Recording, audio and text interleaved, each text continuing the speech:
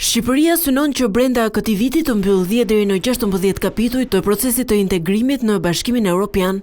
Në një konferencë për mediat, kryenegociatorja Majlinda Dhuka u shpreh se vendi ynë nuk ka një plan B sa i përket negociatave, pasi gjithçka është gati për të përmbushur kushtet e Unionit brenda afatit kohor.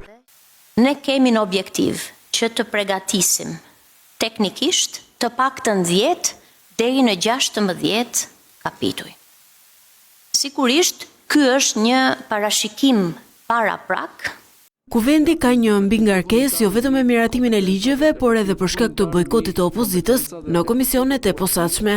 Për këtë çështje përgjigjen edhe ministri për marrëdhëniet me parlamentin Toni Gogu, i cili u shpreh se Bashkimi Evropian nuk pret. Në momentin që ne do presim deri në sekondën e fundit, po kur makinisti i trenit thot ky tren lëviz tani nga stacioni, atë tren e presin gjithë shqiptarët.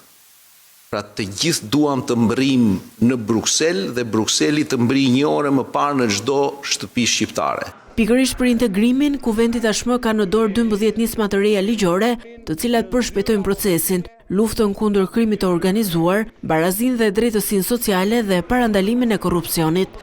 Mbasi të marrim vlerësimin pozitiv pa paragjykuar qëndrimin e vendeve anëtare dhe kur kjo të ndodh, shpresojmë së shpejti, po ne e presim me durim, me besim të vlerësim, atëherë Shqipëria mund të kapërcej në kurin tjetër kilometrik të rrugës së negociatave, që është mbyllja e negociatave. Gjatë konferencës, kryenegociatorja Dhuka hodhi poshtë pretendimet se Komisioni Evropian ka pezulluar fondet për digitalizimin. Ajo theksoi se deri në këtë moment nuk kanë asnjë komunikim nga KE për një mas të tillë, qëndrimi mbajtur edhe nga vetë Brukseli zyrtar.